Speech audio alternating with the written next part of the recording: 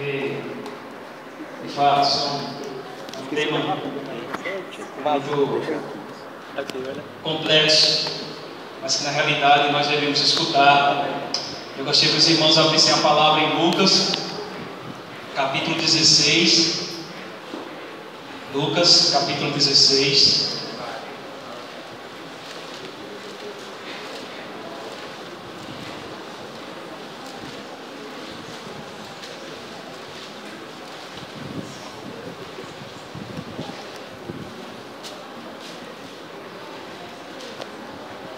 Lucas capítulo 16, a partir do versículo 19.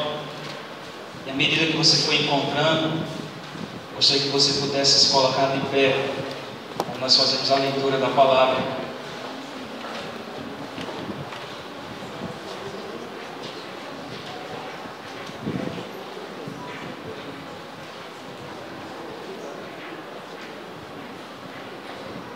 Lucas 16, do 19 ao 31. Amém? Amém. Diz a palavra: Ora, havia certo homem rico que se vestia de púrpura e de linho finíssimo, e que todos os dias se regalava esplendidamente. Havia também certo mendigo chamado Lázaro, coberto de chagas, que jazia à porta daquele, e desejava alimentar-se das migalhas que caíam da mesa do rico, e até os cães vinham lamber-lhes as úlceras. Aconteceu morrer o mendigo e ser levado pelos anjos para o seio de Abraão. Morreu também o rico e foi sepultado. Do inferno, estando em tormentos, levantou os olhos e viu ao longe a Abraão e Lázaro no seu seio. Então, clamando, disse: Pai Abraão, tem misericórdia de mim, e manda a Lázaro que molhe em água a ponta do dedo e me refresque a língua, porque estou atormentado nesta chama. Disse, porém, Abraão: Filho, lembra-te de que recebeste os teus bens em tua vida, e Lázaro igualmente os males. Agora, porém, aqui ele está consolado, tu em tormentos. E além de tudo, está posto um grande abismo entre nós e vós, de sorte que os que querem passar daqui para vós outros não podem, nem os que de lá passar para nós. Então replicou: Pai, eu te imploro que o mandes à minha casa paterna, porque tenho 5 irmãos, para que lhes dê testemunho, a fim de não virem também para este lugar de tormento. Respondeu Abraão: Eles têm Moisés e os profetas, ouça-nos. Mas ele insistiu: Não, pai Abraão, se alguém dentre os mortos for ter com eles, arrepender-se-ão. Abraão, porém, lhes respondeu: Não, se não ouvem a Moisés e aos profetas, tampouco se deixarão persuadir, ainda que ressuscite alguém dentre os mortos. Vamos orar. Senhor nosso Deus, Deus de graça e de amor, nesse momento, ó Espírito Santo, eu te peço que o Senhor possa me conduzir a ministrar essa palavra, ó Deus, que possa edificar os santos, que possa denunciar o pecado, Senhor, que possa anunciar o ano aceitável do Senhor. Ó Espírito Santo, se utiliza de mim neste momento, pobre pecador que sou. Tem misericórdia de mim na administração da tua palavra, Senhor, que eu pregue a palavra com fidelidade, não aquilo, Senhor, que eu quero pregar simplesmente, mas aquilo que o Senhor deseja que o povo, que esta igreja possa escutar nesta noite. Nos dá graça, sabedoria que vem do alto, é isso que nós te pedimos, em nome de Jesus. Amém. Irmãos, podeis aceitar.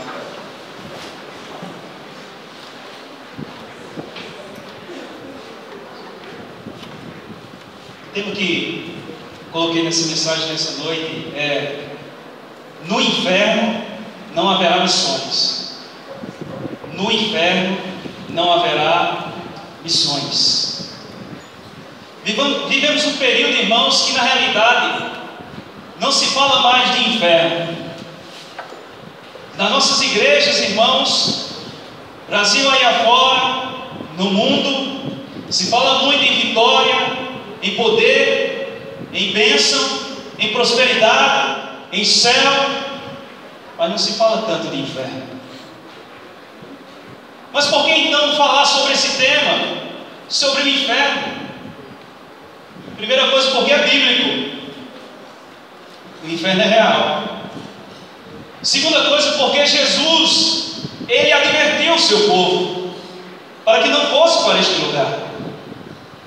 Terceira coisa também, porque na realidade nós temos que pregar todo o conselho de Deus. A Bíblia nos orienta dessa forma.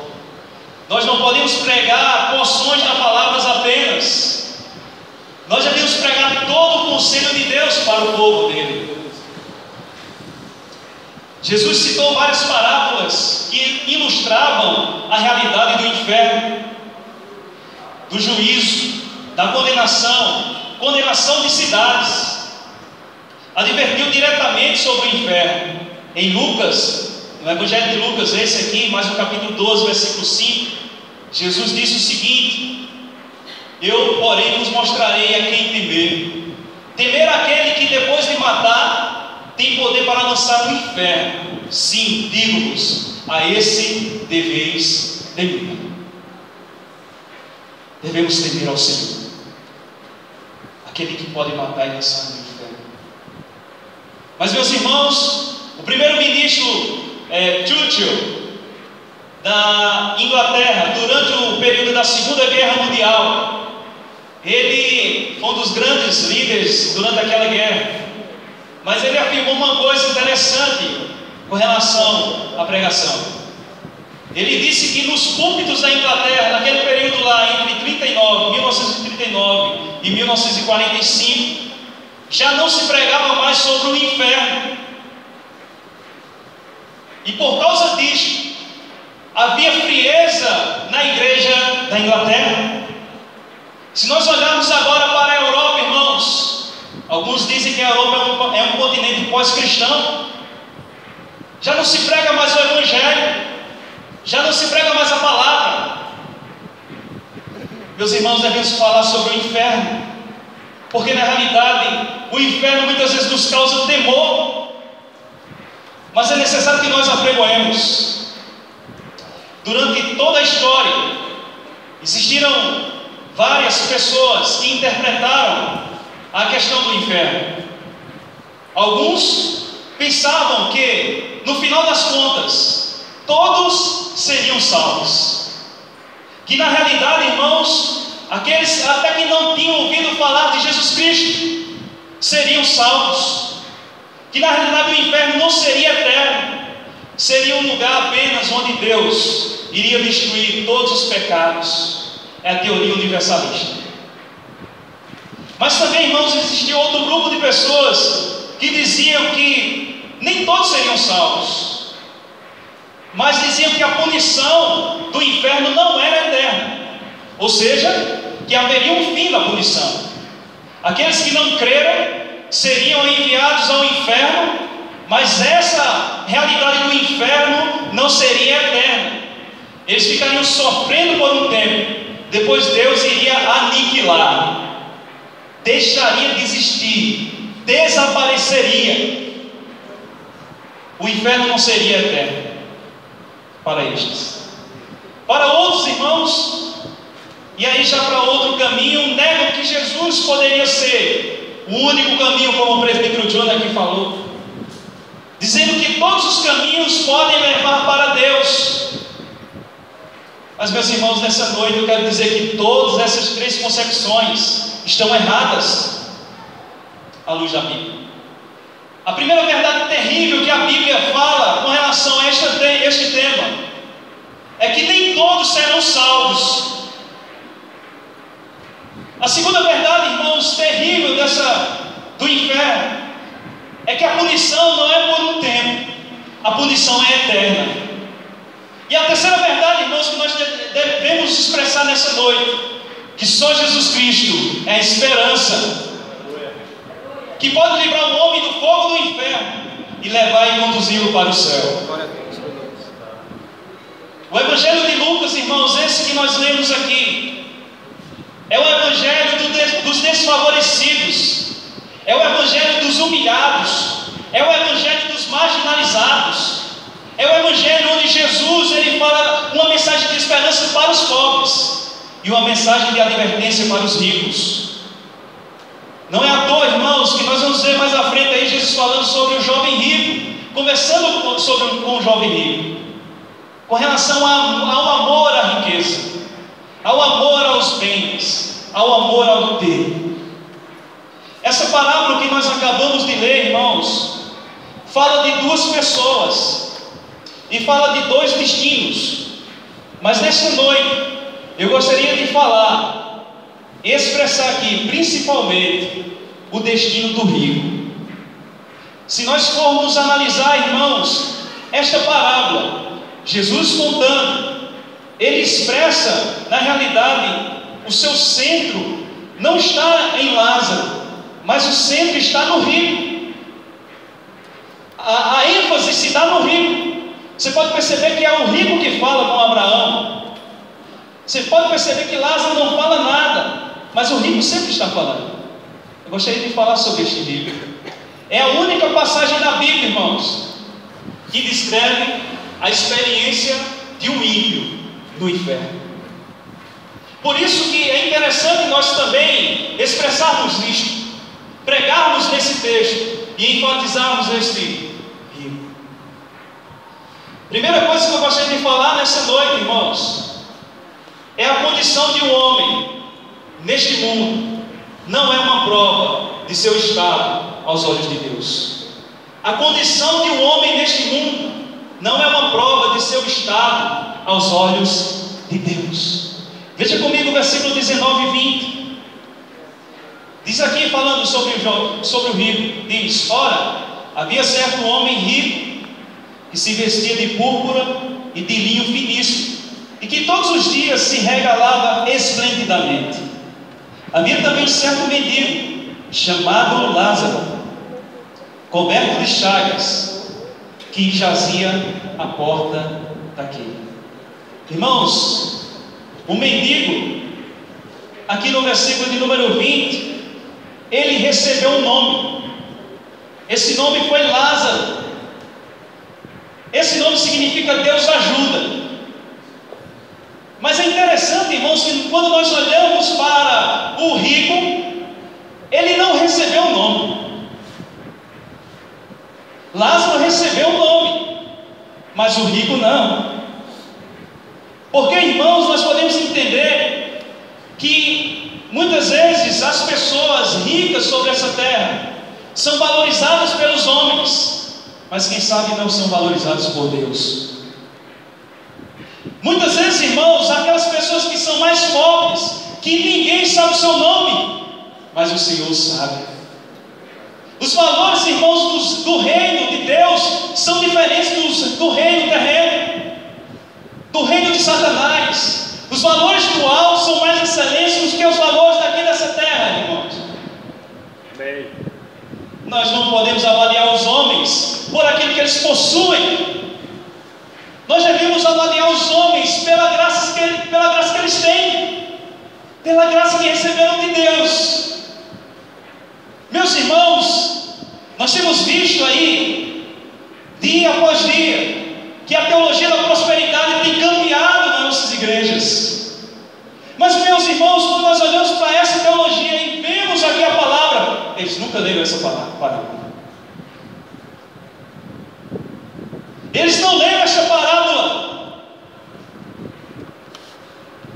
porque na realidade não está falando aqui que ser rico é você ser próspero e é você estar de bem com Deus, nem sempre. Mas eu gostaria de chamar a atenção para vocês de uma realidade. Jesus, quando ele estava escrevendo a João, falando a João no Apocalipse, e João escreveu à igreja de Esmirna as instruções do Senhor. Jesus disse para a igreja de Esmirna: conheço a tua tribulação, a tua pobreza, mas tu és rico.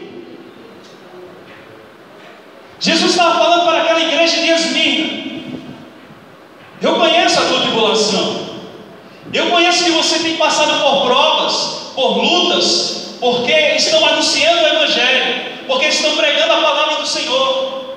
Eu sei que entre vocês muitas pessoas estão sendo perseguidas, atribuladas, quem sabe mortas. Eu conheço a tua pobreza. Aquela igreja de Esmirna estava localizada numa igreja rica, quer dizer, numa cidade rica, mas era uma igreja pobre, materialmente falando. Mas aos olhos do Senhor Jesus ele disse: mas tu és rico.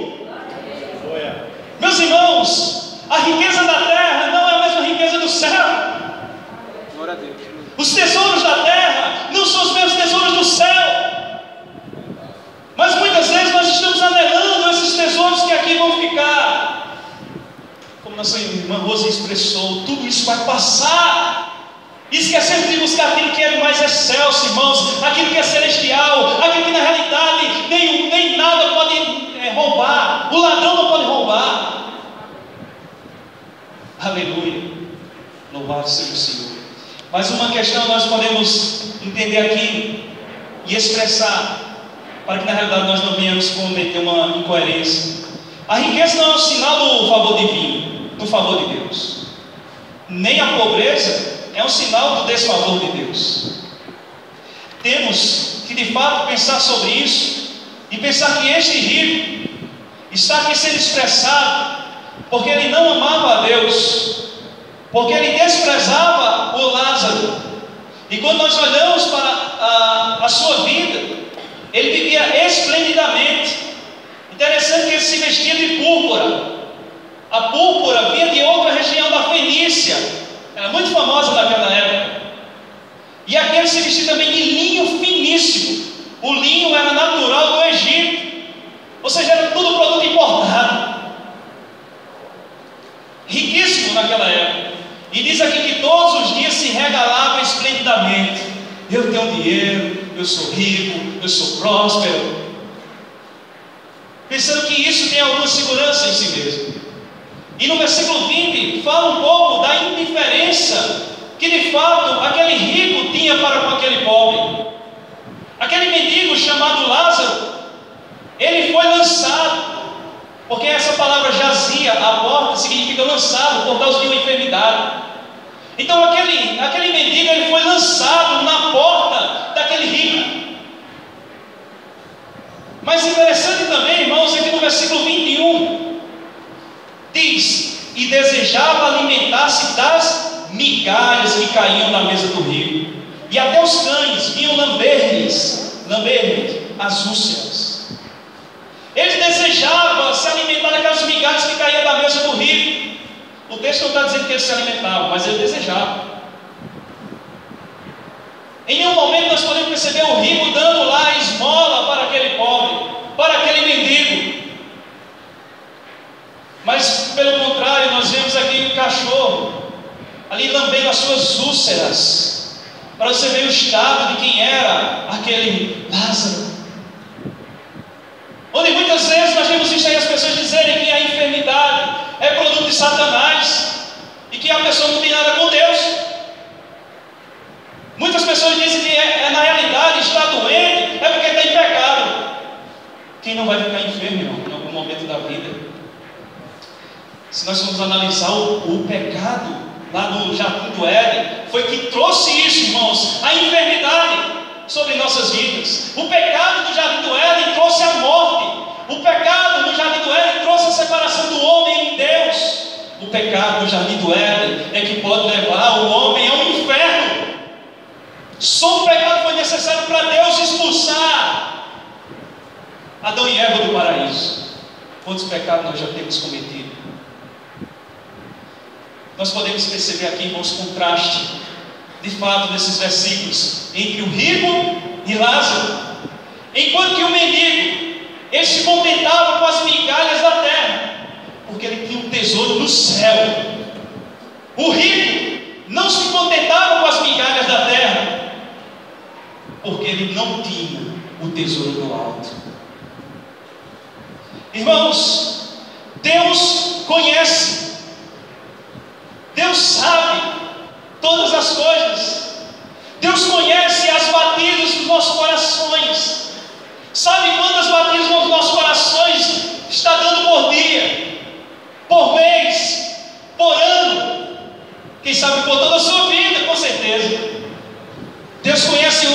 fio de cabelo você tem na sua cabeça. Ele sabe. Ele sabe, irmãos, quantas vezes você já piscou o olho até hoje na sua vida. Ele sabe. Mas ao mesmo tempo, irmãos, que Ele sabe todas essas coisas, Ele sabe o que nós estamos pensando.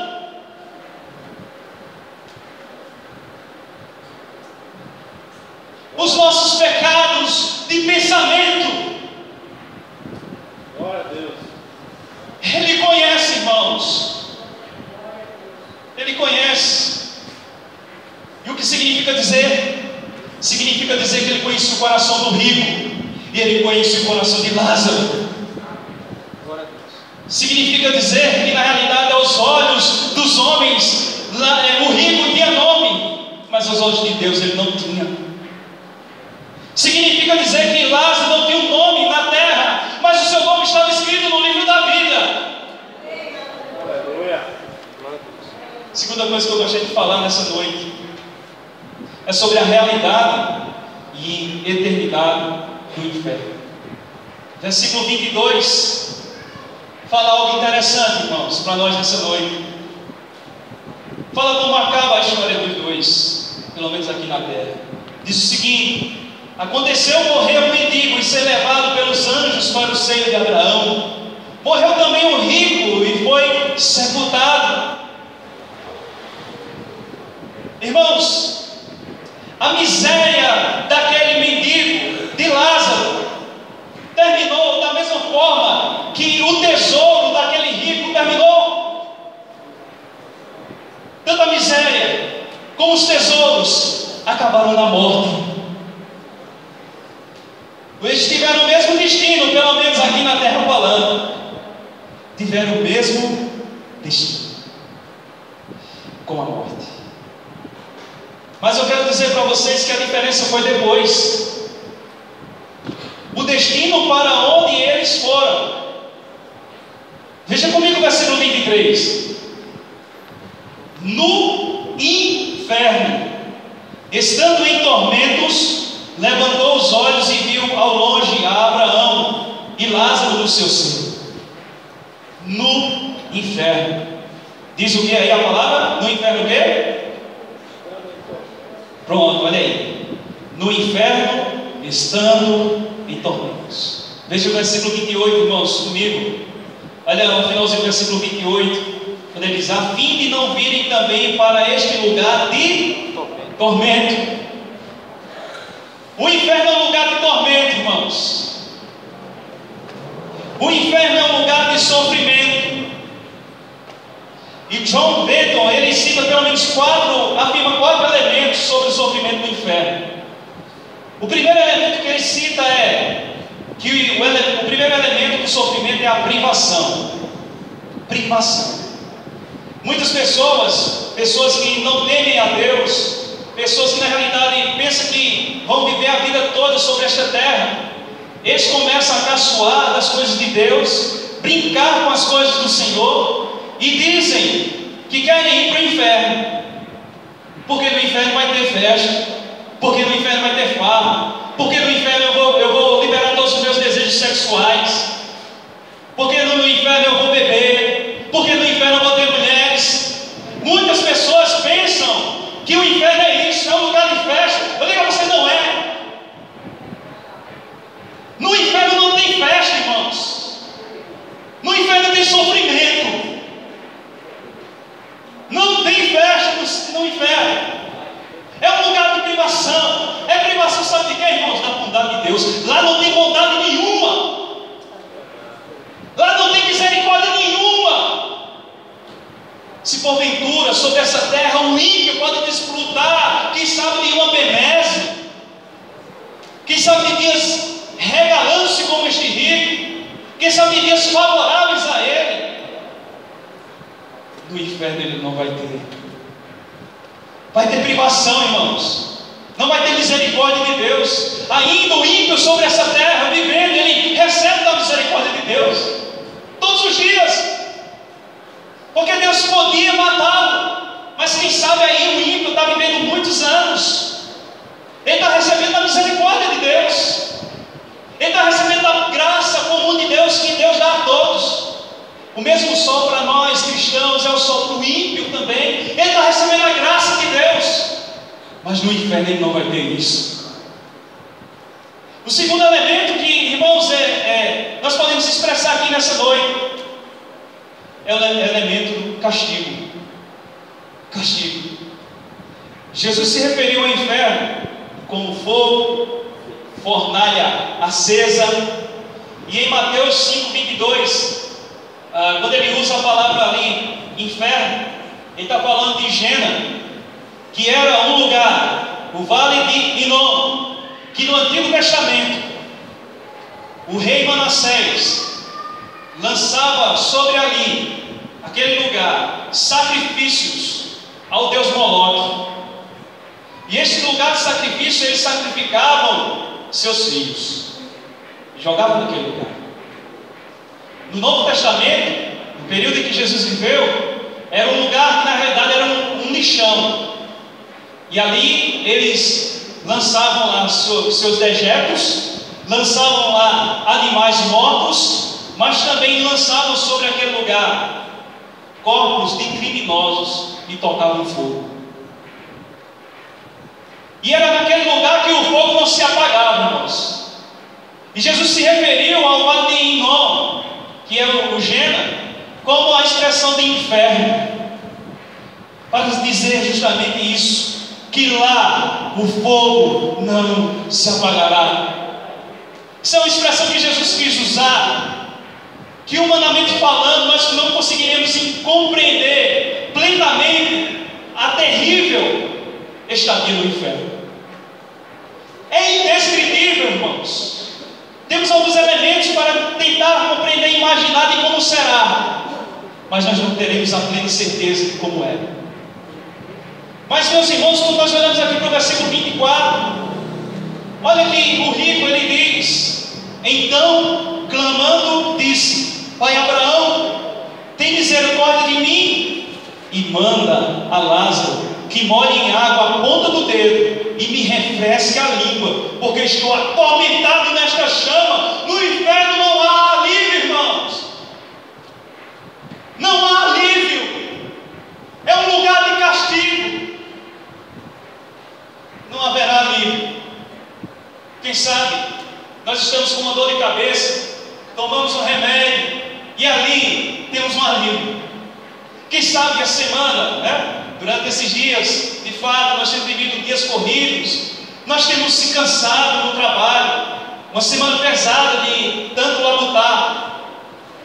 Mas quando chega o final de semana, nós temos o alívio do descanso. Nós vamos descansar um pouco, para reabastecer, reorganizar as ideias, para ficar mais firmes, para evitarmos mais.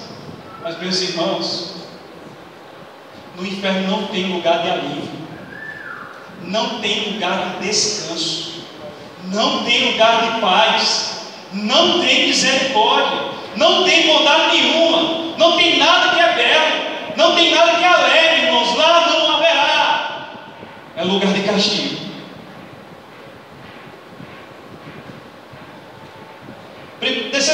Terceiro elemento sobre o inferno é que na realidade é um lugar de desintegração.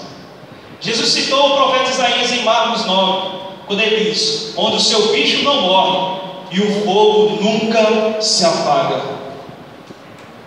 No inferno não há adaptação. Não há adaptação. Tem pessoas, irmãos, que se adaptam ao sofrimento na terra. Eu conheci certo homem, mendigo, trabalhava numa escola e naquele período não tinha carro e aí andava muito para poder chegar na escola. E de repente, quando eu chegava ali próximo à escola, na esquina, tinha um mendigo, e sempre eu passava por lá e conversava com ele. O nome dele é Porfírio. Quem sabe muitas pessoas passassem por ele, não perguntassem nem quem era e seu nome. Mas eu fiz questão de parar, perguntar o seu nome e conversar com ele. Todos os dias que passava e via seu Porfírio ali, eu conversava com ele, escutava as suas histórias, pregava o Evangelho de Jesus para ele. Também não queria saber muito disso não, mas eu pregava o Evangelho para ele. Pregava folhetos, quando eu não tinha dinheiro para ele poder se poder abençoar ele com financeiro, dava outras coisas, dava a palavra de Deus que eu digo para ele que era mais preciosa. Geralmente ele estava almoçando. Mas o que me chamava a atenção naquele senhor, já idade avançada, creio eu já aproximando dos 70 anos, pela aparência, não sei se poderia ser mais novo devido à debilidade de estar ali naquela luta, mas ele conversava sobre a sua vida, e o que parecia, irmãos, nos dava a entender, é que na realidade, ele estava acostumado com a sua vida de sofrimento. Ele conseguia se adaptar ao sofrimento, como muitas pessoas se adaptam ao sofrimento. Estão no leito, estão no hospital, e ali mesmo é tão difícil, mas eles conseguem se adaptar aos dias maus, a estar ali enfermo. Mas uma realidade terrível do inferno, irmãos, é que lá não há adaptação. Não tem como aquelas pessoas que forem lançadas lá se adaptarem ao tormento, ao castigo que ali será ministrado. Não vai ter alívio, não vai ter adaptação. É você sofrer hoje, sofrer amanhã, sofrer eternamente, e na realidade não se adaptar com aquilo ali. Na terra nós podemos se adaptar com sofrimentos, mas no inferno não há adaptação. Não há, irmãos. Quarto elemento é o de eternidade. Eternidade. O adjetivo eterno vem de uma palavra grega, aionion, que significa durabilidade, mas traduzido como sem fim. Não tem fim. Um grande teólogo da igreja chamado São Tomás de Aquino, na Idade Média, ele citou que um Deus eterno só ficaria satisfeito com uma punição eterna. Somente uma punição eterna satisfaria um Deus que é eterno, e não o aniquilacionismo. Aniquilar, pronto, acabou a história. E aqui eu gostaria de expressar para vocês alguns textos bíblicos que falam sobre o inferno e como ele se trata essa questão. Daniel 12:2 diz: horror eterno. Mateus 3:12 diz: fogo inextinguível. Marcos 9:48 diz: onde não lhes morre o verme, nem o fogo se apaga. Mateus 18:8, fogo eterno. Mateus 25:46, castigo eterno. 2 Tessalonicenses 1:9, eterna destruição. Hebreus 6:2, juízo eterno. Judas, versículo 13, para as quais tem sido guardada a negridão das trevas para sempre. Esses textos comprovam que a realidade do inferno é eterna, o castigo é eterno, o tormento é eterno, não haverá fim. Outros textos aqui em Apocalipse 14:11 diz: a fumaça do seu tormento sobe pelos séculos dos séculos e não tem descanso algum. Apocalipse 19:3, e a sua fumaça sobe pelos séculos dos séculos. Apocalipse 20:10, o diabo, o sedutor deles, foi lançado para dentro do lago de fogo e enxofre, onde se encontra não só a besta, como também o falso profeta, e serão atormentados dia e de noite pelos séculos dos séculos. Realidade terrível, irmãos. Mas nós devemos pregar sobre isso. Está na palavra. Está na palavra.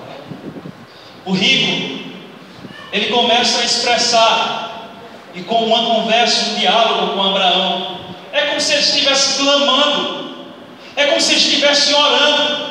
Veja o versículo 25, quando ele diz: disse porém Abraão: filho, lembra-te de que recebeste os teus bens em vida, e Lázaro igualmente os males. Agora porém aqui ele está consolado, tu em tormentos.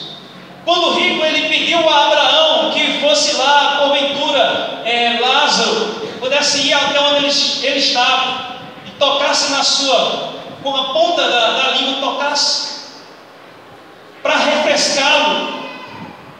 Abraão ele responde isto, que na realidade não tem como.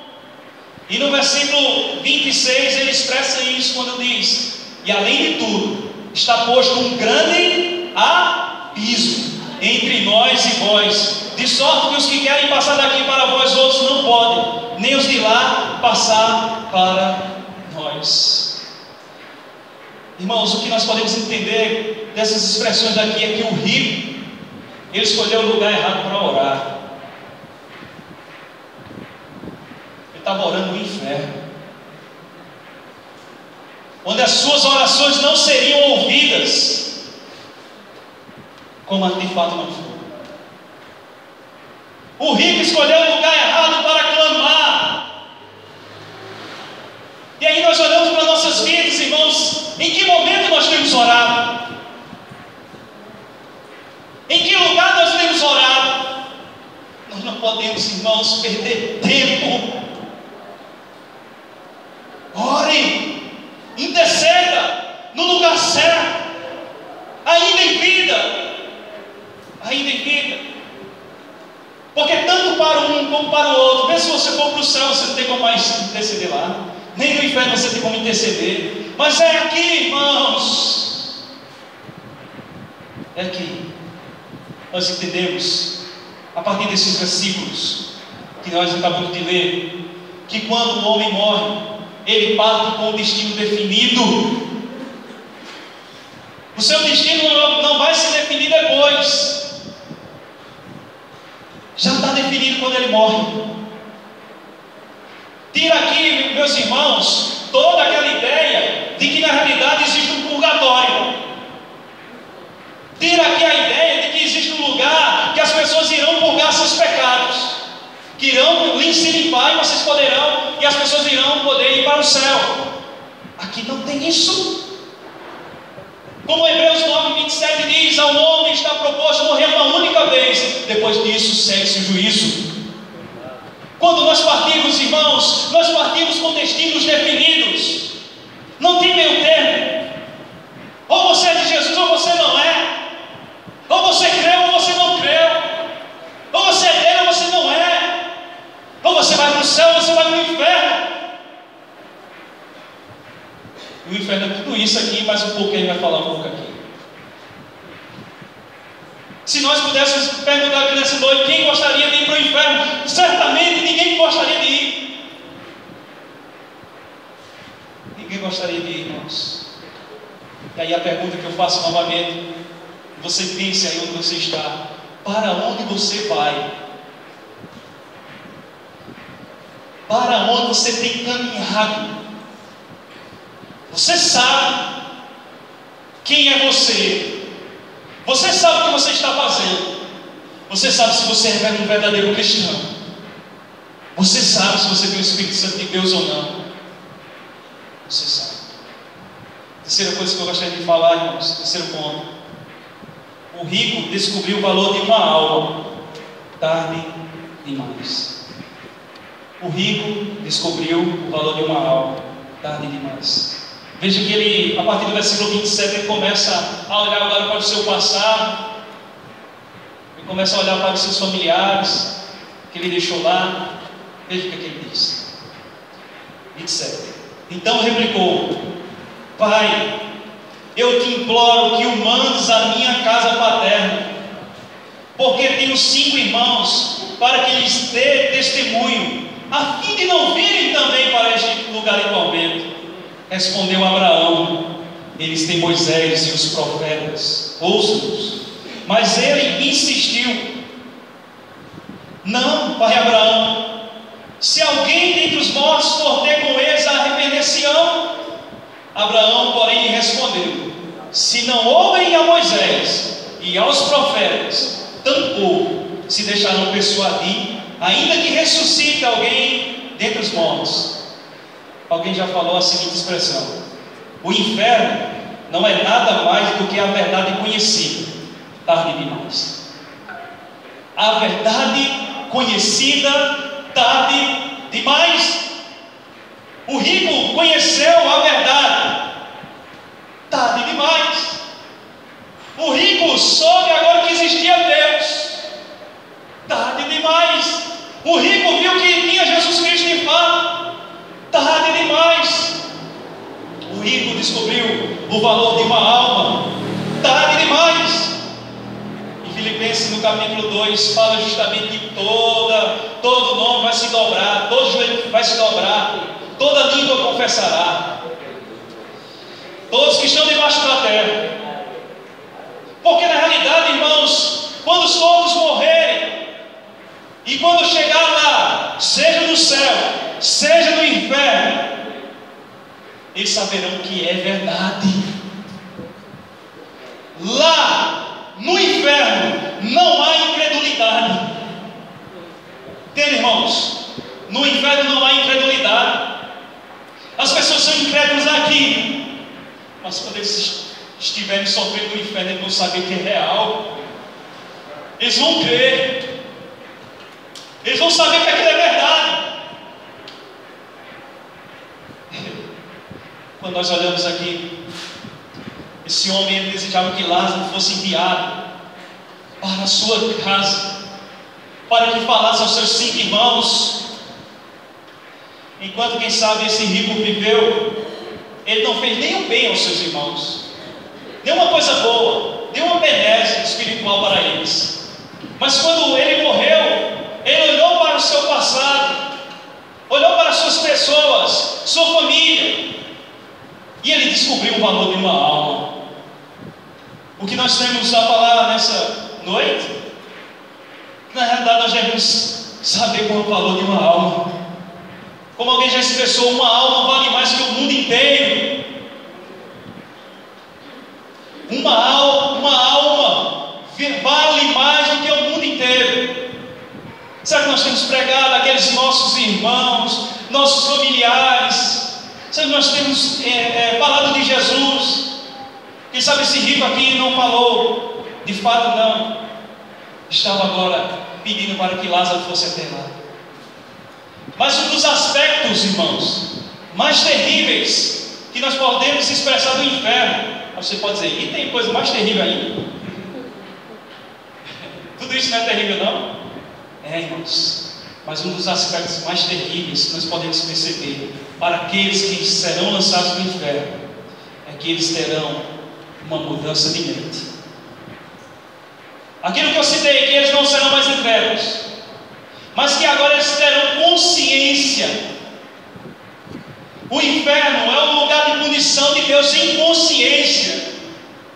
As pessoas vão para lá sabendo por que foram para lá.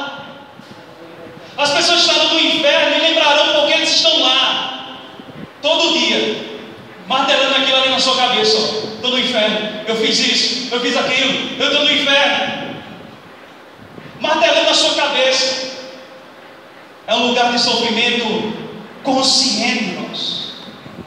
Por isso que na realidade eu digo, no inferno não haverá missões. Não tem como fazer missões no inferno. Não há pregação no inferno. Mas no inferno há, sim, a lembrança das pregações.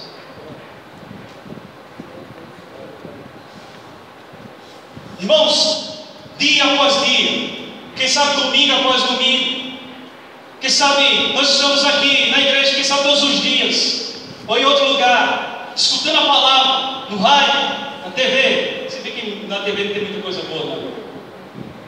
Mas nós estamos escutando, e ali a palavra de Deus está sendo expressada. Se for expressada com fidelidade, aqueles que serão lançados no inferno lembrarão conscientemente de que ouviram aquela ministração. Eu escutei aquilo, Deus falou comigo, Deus falou comigo, e aquilo ele vai para o inferno, assim como o rico.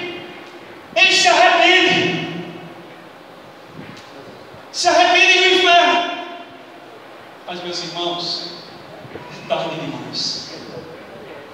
Não há mais salvação. Não adianta você se arrepender no inferno.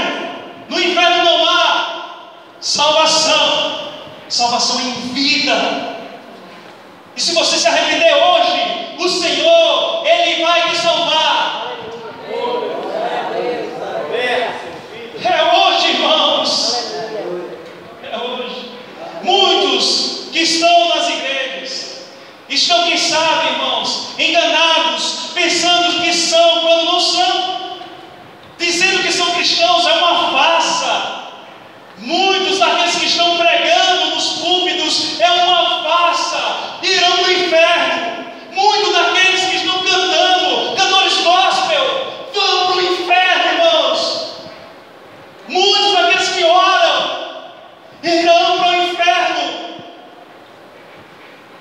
Deus sabe o que estamos fazendo. Quando morrerem, se lembrarão do que fazia quando estava a sós, do que fazia às escondidas, tentando enganar a todos, mas a Deus ninguém engana. E quando de repente, irmãos, de repente, vai estar aqui como no versículo 23 diz, quando eles se depararem, no versículo 23 afirma, no inferno. Estarão no inferno. E quando chegar diante do Senhor Jesus, Jesus ele vai dizer: eu não te conheço, eu não sei quem você é, o seu nome não está aqui no livro da vida, apartai-vos de mim, e vai para o fogo eterno.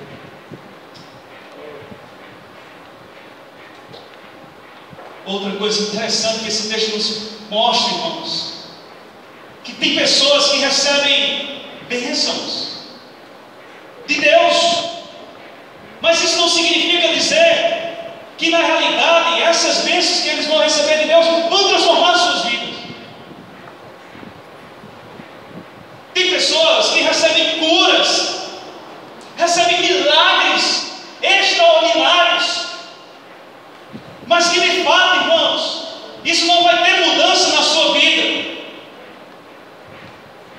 Porque quando a gente olha aqui para o que o rico ele queria, no versículo 30, ele queria de fato que pelo menos Lázaro ressuscitasse e pudesse ir até seus irmãos. E ele diz: quando eles virem a Lázaro, eles vão se arrepender, Abraão. Quando eles virem a Lázaro, eles vão se arrepender.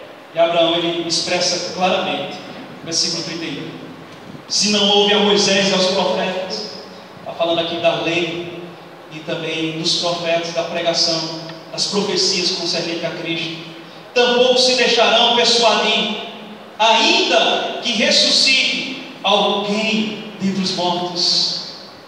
Está expressando aqui que na realidade pode ser que uma pessoa possa ser ressurreta, ressuscitasse, pessoas que nós conhecemos, ressuscitasse e viesse lá do céu e dissesse: olha, é verdade, é realidade, existe o céu.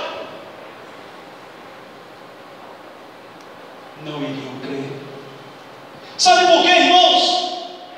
Porque Jesus morreu, mas ao terceiro dia ressuscitou, ele está vivo, e as pessoas não creem nele.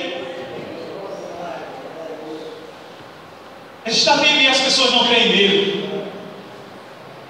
Pode, irmãos, alcançar uma cura, um grande milagre, uma grande bênção, mas isso não é uma ideia que vai trazer com que a pessoa se arrependa. Eu vi muito isso. Já tive várias experiências dessas no Hospital da Fábrica. Pessoas que recebem bênção de Deus, curas, milagres, mas que não transformam suas vidas. Que não transformam suas vidas. E então nós podemos perceber que não é a cura física que vai fazer a diferença, mas é a cura da alma, a cura espiritual, irmãos. E como nós podemos fazer isto, irmãos? Com a pregação da palavra, com a pregação do Evangelho. Podemos, irmãos, falar do Evangelho de Jesus. E falar do Evangelho de Jesus significa salvação. O povo está sedento. Alguém já disse que o povo está preparado para ouvir, mas a igreja não está preparada para pregar. O povo está clamando, o povo está sedento. E eu acredito, creio, que muitas vezes existem crises absurdas que servem para o povo ficar mais abalado, para que as pessoas possam atentar onde eles estão firmados sobre a areia, que não tem segurança nenhuma. Por isso crise hídrica, por isso crise econômica, por isso crise política, por isso tantas pessoas aí matando uns aos outros aí, homens bombas. Quem sabe, muitas pessoas para abalar as estruturas. E nesses dias, nesses meses que está acontecendo tudo isso, por onde eu passo, sou professor, e ali é direção querendo saber, diretora querendo saber sobre essas coisas que estão acontecendo, a diretora conversando sobre o Apocalipse, eu falando, expressando. E alguns dias atrás, eu entrei em uma sala de aula, em uma das escolas que eu ensino. Quando eu entrei naquela sala de aula, poucos alunos, era recuperação já agora para a final, e ali uma aluna já pergunta: professor, e o Apocalipse? Não deixou nem eu começar a aula. Ela disse: Apocalipse, deixa eu ministrar aqui a aula, tá? Você é aula de recuperação. Não, professor, pode dizer não, eu quero saber do Apocalipse. Eu comecei a expressar algumas coisas falando sobre o Apocalipse, falando sobre os últimos dias, falei sobre a revelação de Jesus Cristo, falei o que na realidade é o Evangelho, que na realidade tem que se arrepender, que na realidade nós não podemos ir para o céu com o pecado, no sentido de não se arrepender desses nossos pecados. E ali passou a aula e ali entrou em outros detalhes. Sei que um aluno saiu de sala irado, e sei que... mas não foi por causa de mim, foi por causa de outras pessoas. Mas, irmãos, e eu disse: não, deixa eu ministrar a aula aqui, porque senão a direção vai dizer que eu estou pregando a palavra aqui e não estou dando aula para vocês, né? Quem sabe nem todos de vocês querem escutar o que eu estou falando. Aí eu ministrei a aula. Quando foi no final da aula, os alunos todos saindo e um ficando. Todos saindo e um ficando. Quando todos saíram, aí ficaram pelo menos 2 irmãos gêmeos. E um deles, vindo até a minha pessoa, estava na mesa do professor, chorando muito, soluçando, chorando muito. E ele disse: professor. E quando eu olhei para ele, e o irmão dele, gêmeo, disse assim: por que tu está chorando? Para de chorar, rapaz. E ele: professor, o que foi? O que aconteceu? Ele disse: tem perdão para mim? Existe perdão para mim? Aleluia! Existe perdão para mim, professor? Porque eu blasfemei contra o Espírito Santo, tem perdão para mim? Eu disse: olha, as pessoas entendem mal essa passagem de blasfemar contra o Espírito Santo, porque a Bíblia diz que aquele que blasfema contra o Espírito Santo não há salvação. Mas a blasfêmia contra o Espírito Santo é quando você não crê na obra que o Senhor nosso Deus fez, é quando você não crê no Senhor Jesus Cristo, é quando você não crê no Espírito Santo de Deus. É blasfemar contra o Espírito Santo de Deus, é você não crer e não querer crer. Mas eu disse para ele: só o fato de você estar quebrantado, só o fato de você estar aí chorando, eu quero te dizer que há perdão para você. Há perdão para você, porque como diz na 1 João, aquele que confessa seus pecados, o Senhor é fiel para perdoar. E nessa noite, irmãos, pessoas que aqui adentraram, você não confessou a Cristo ainda, confessa ao Senhor Jesus Cristo, se arrependa dos seus pecados e você será salvo. Você será salvo. Há perdão para você. Não existe pecado tão grande que o Senhor não possa limpar. Não existe coração tão duro que o Senhor não possa quebrar e fazer dele um coração mole. O Senhor pode fazer, irmãos. Glória ao Senhor, nosso Deus. Aleluia. E ali eu conversava com o outro irmão dele, e o irmão dele dizia assim, eu disse: e aí, você é da igreja? Você vai frequentar a igreja? Ele disse: não, eu sou cristão, sou crente, mas eu fico em casa. Eu disse: meu irmão, a Bíblia nos chama para congregar. Não existe cristão secreto, não existe cristão em casa, existe cristão na Assembleia dos Santos, congregando uns com os outros, irmãos. Muitas vezes se ferindo sim, mas liberando perdão. Muitas vezes se ferindo sim, mas liberando o amor que é derramado em nossos corações. Glória ao nosso Deus. E aí eu disse para ele: meu irmão, é isso. Como você vai expressar o seu perdão se você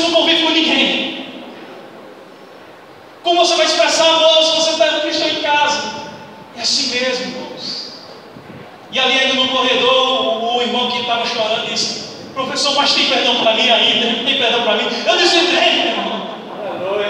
Tem perdão para você. Louvado seja o Senhor, irmãos. Gostaria de concluir que nós não podemos querer o céu sozinho. Nós não podemos querer o céu sozinho. E aí, a questão que nos vem à cabeça é: por que não estamos pregando sobre isto? Sobre céu, sobre inferno? Eu penso que são duas coisas. Ou você não acredita que o inferno existe, de fato você não acredita, por isso você está falando. Ou segundo, você não ama suficientemente aquela pessoa para livrar ela do fogo do inferno. Pregue a palavra. Porque as pessoas que estarão lá em tormento no inferno, não haverá missões, não haverá mais pregação, não haverá mais.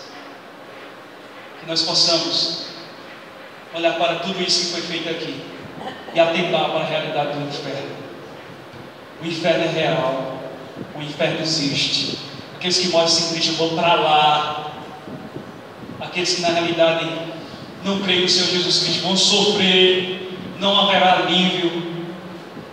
Sofrimento não é passageiro, é um sofrimento eterno. E que se nós pregarmos mais sobre o inferno, creio eu que mais temor haverá no coração da igreja. Certo? Alguém já disse: tem problema nenhum se as pessoas vêm para Jesus comer, não tem problema nenhum. No entanto que venha. No entanto que venha. No entanto que venha para Jesus. Mesmo pregando sobre o inferno, mesmo que estejam com medo, no entanto que venham para Jesus. Que venham para Jesus. Amém. Gostaria de falar para você, vou terminar orando, mas falar para você que aí adentrou nesta terra, escutou essa palavra e que ainda não entregou sua vida para Jesus, e que ainda não sabia desta realidade tão profunda que é o inferno, como diz, há um abismo entre aqueles que estão no seio de Abraão e aqueles que estão no Hades, no inferno. Existe um abismo, irmãos. E quando nós olhamos para esse abismo profundo, quanto mais nós olhamos para esse abismo profundo, vemos que a montanha é muito alta para ser escalada. E essa montanha muito alta não pode ser escalada sozinho, com as vossas obras. Ué, que acaba de imundícia.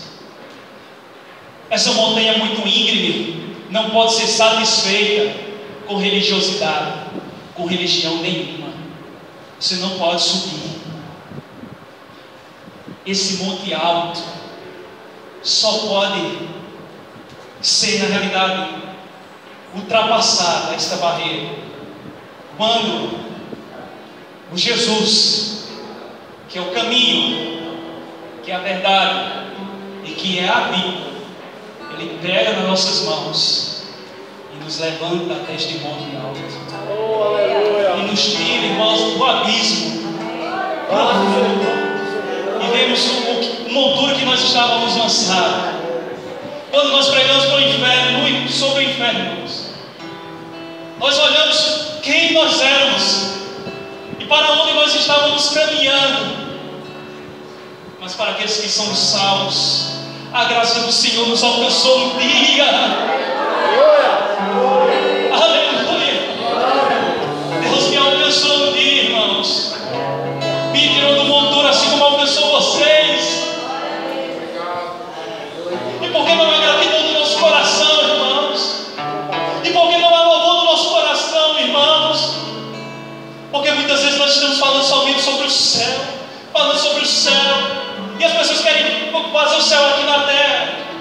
Mas quando nós olhamos qual é o buraco, qual é o buraco, a fundura deste buraco,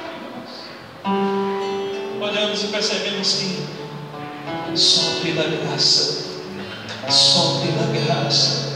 Só pela graça que nós podemos ser salvos. Assim como o profeta Isaías disse, irmãos, no capítulo 55: vinde, comprai e comei. Comprai sem dinheiro, vinho e leite. Como é que nós podemos comprar, irmão, sem dinheiro? As pessoas estão dizendo hoje que é cartão de crédito, mas você vai pagar o dinheiro. Mas o que Jesus está falando ali, o que o Senhor está falando através do profeta Isaías, é a graça do nosso Deus. Não precisa pagar, porque o preço já foi pago, irmãos. E esse preço é o preço de sangue, foi o preço do nosso Senhor Jesus. Aleluia! Eu quero dizer para você que está aqui nessa noite, se você não confessou a Cristo, o que é que você está esperando? Fazer o que nesse versículo 23 está aqui? No inferno? Se arrepender lá? Se arrependa em vida, irmãos. Se arrependa hoje, porque hoje pode chegar a salvação na sua casa. Porque a salvação pode chegar hoje, não é como você morrer, não.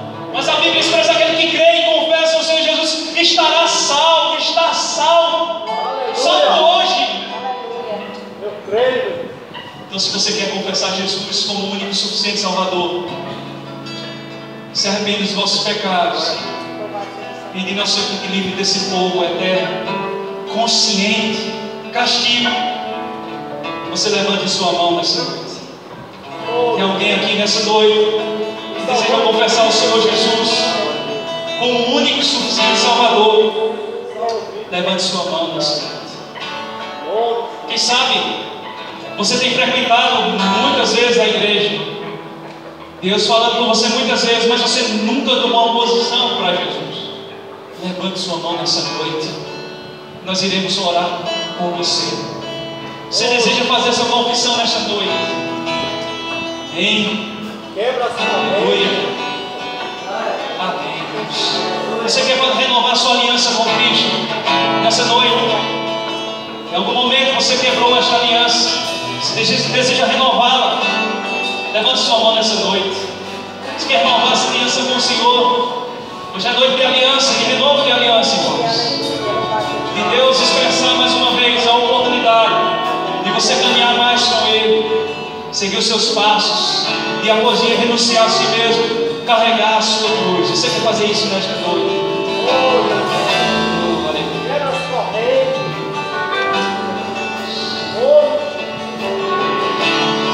Meus irmãos, meu coração, você está alegre, você está triste. Alegre imaginar que todos poderão ir para o céu.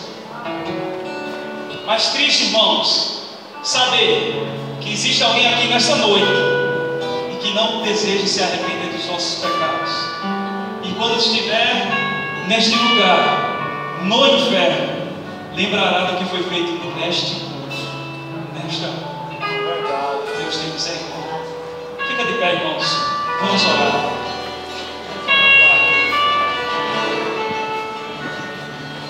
Você possa lembrar de tudo que foi falado. Glorifica a Deus nessa noite, irmãos. Quando olhamos para essa profundidade, onde o Senhor nos resgatou.